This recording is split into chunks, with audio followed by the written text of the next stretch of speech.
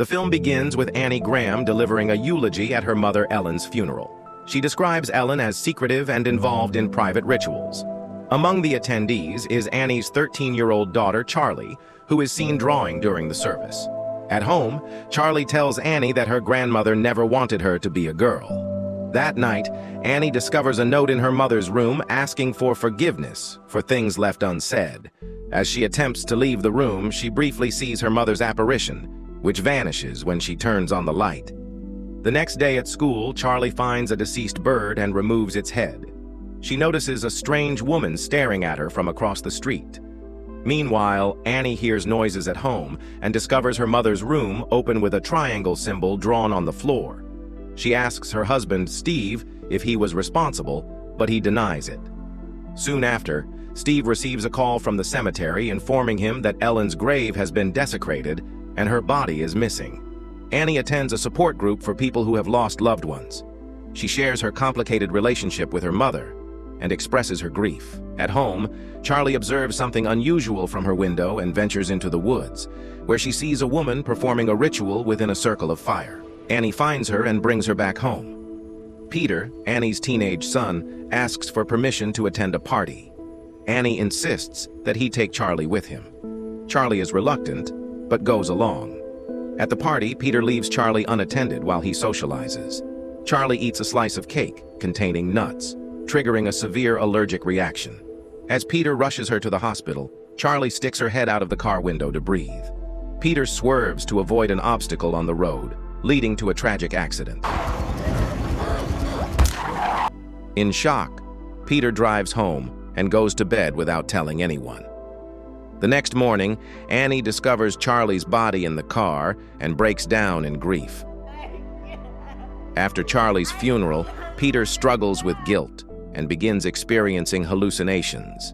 At school, he feels as though he can't breathe, mirroring Charlie's fatal reaction, but realizes it's a panic attack. Annie meets a woman named Joan at the support group. They bond over their shared experiences of loss. Joan gives Annie her contact information, offering support. Later, Annie lies to Steve, claiming she's going to a movie, but instead visits Joan's apartment.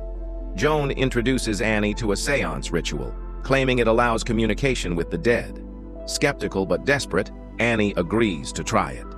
That night, Annie dreams of ants crawling on Peter and finds him unresponsive. She wakes up in a panic. Determined, she convinces her family to perform the seance. During the ritual, the glass moves, indicating a spirit's presence. Annie becomes possessed by Charlie's spirit, speaking in her voice. Steve throws water on her, breaking the trance. Unbeknownst to them, the ritual has invited a sinister force into their home. The following day at school, Peter sees a reflection of himself smiling ominously in a glass cabinet. Disturbed, he leaves the classroom. Annie receives a call from Steve, warning her not to perform any more rituals, as they're affecting Peter negatively. Annie hears noises from Charlie's room and finds a pencil drawing a human head on its own. Peter, lying in bed, senses a presence and sees Charlie. Her head falls off and turns into a ball. Suddenly, an unseen force chokes him. He recovers when Annie enters the room. Peter tells her what happened, and she advises him not to tell Steve, promising to fix it. Annie finds Charlie's sketchbook and sees disturbing images of Peter. She attempts to burn the book, but her sleeve catches fire instead. She extinguishes the flames, realizing the book is linked to her. The next day, Annie visits Joan's apartment but receives no answer. Inside, there are ritualistic items, including a photo of Peter with his eyes scratched out, indicating Joan's involvement in the occult. At school, Joan stands across the street, shouting incantations at Peter, urging him to leave his body. Annie discovers her mother's ritual books and finds photos of Ellen and Joan together, confirming their connection. She learns that only Peter's death will fulfill their objective. Annie climbs into the attic and finds her mother's body surrounded by ritual symbols. Meanwhile, Peter experiences a possession episode at school, injuring himself. Steve brings him home, narrowly avoiding an accident. Annie tells Steve about the attic and convinces him to look. She gives him Charlie's sketchbook, asking him to burn it to save Peter. Steve refuses, so Annie throws it into the fire herself. As a result, Steve bursts into flames and dies. Peter comes downstairs to find his father's charred body. He sees a naked man nearby. Possessed, Annie chases Peter into the attic. There, he sees a photo of himself surrounded by candles, and Annie levitating, harming herself. Terrified, Peter jumps out the window and dies. A glowing light enters Peter's body, reviving him.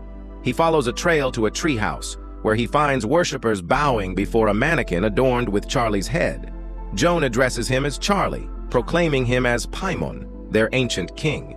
The cult members hail Paimon, revealing that all the rituals were to bring their dead king back to life.